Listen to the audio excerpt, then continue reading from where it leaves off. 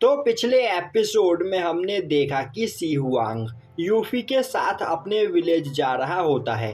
तभी रास्ते में ली जियांची अपने एक बटलर के साथ उन दोनों पर अटैक कर देता है।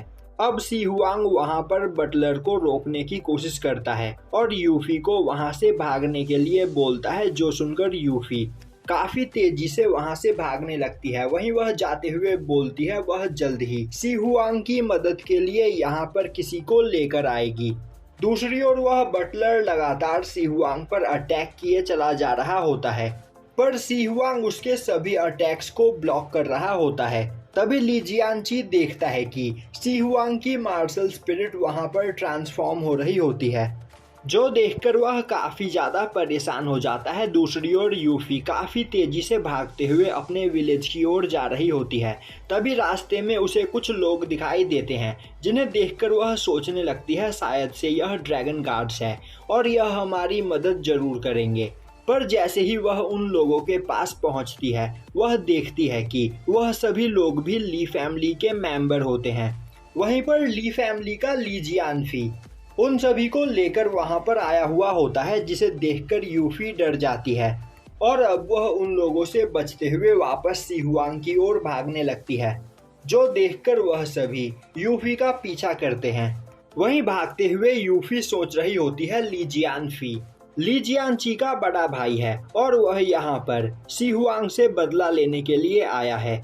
और अब वह चिल्लाते हुए बोलती है, ली जियांफी तुम बहुत बड़ी गलती कर रहे हो। अगर ड्रैगन गार्ड्स को इस बारे में पता चल गया तो वह तुम्हें पनिश करेंगे। दूसरी ओर ली जियांची सी हुआंग के मार्शल स्पिरिट को ट्रांसफॉर्म होते हुए देखकर उस पर अपने गोल्डन स्वॉर्ड से अटैक करने के लिए तैयार हो जाता है, पर सी हुआंग से पिछली बार पिटने की वजह से वह घायल होता है, जिस वजह से वह अपनी पूरी पावर का यूज नहीं कर पाता है। पर जैसे तैसे करके वह उस स्वॉर्ड से सी हुआंग पर अटैक करता है।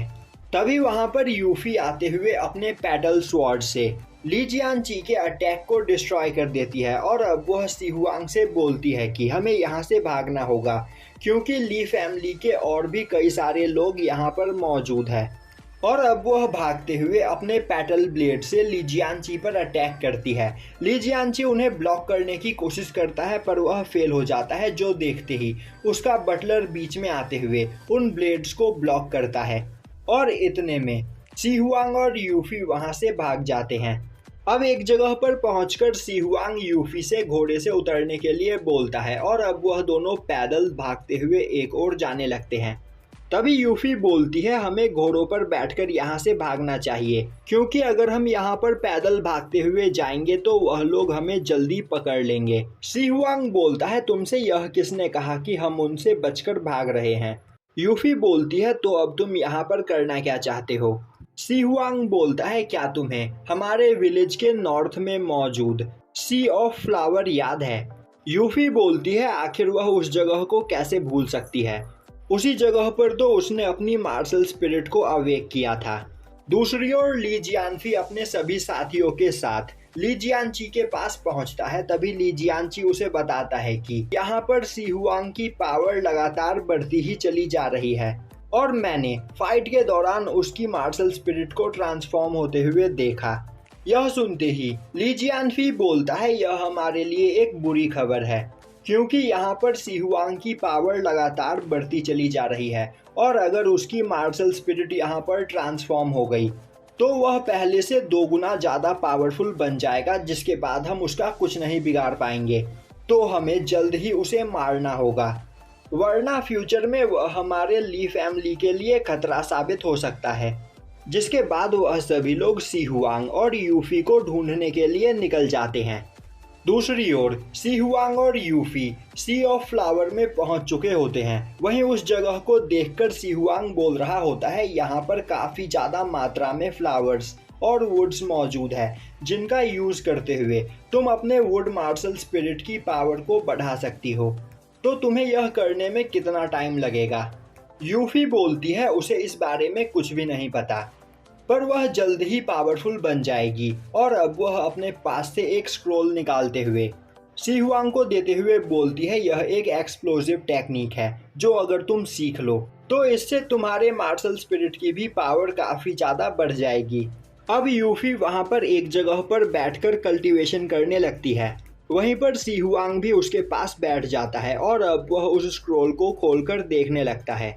अब उस स्क्रोल को देखते ही उसके अंदर मौजूद टेक्निक वह सीख जाता है, जिससे उसके अर्थ ग्रिजली बेयर की पावर काफ़ी ज़्यादा बढ़ जाती है। दूसरी ओर उन्हें ढूंढते हुए ली जियानफी अपने साथियों के साथ वहां पर पहुंच जाता है।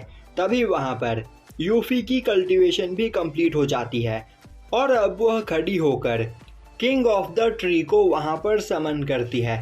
और तभी उस ट्री के अंदर से एक जाइंट स्वॉर्ड बाहर निकलता है, जिसे देखकर ली जियानफी डर जाता है और बोलने लगता है, यह तो यूफी की king of the wood spirit है, जो कि बहुत ही ज़्यादा पावरफुल है।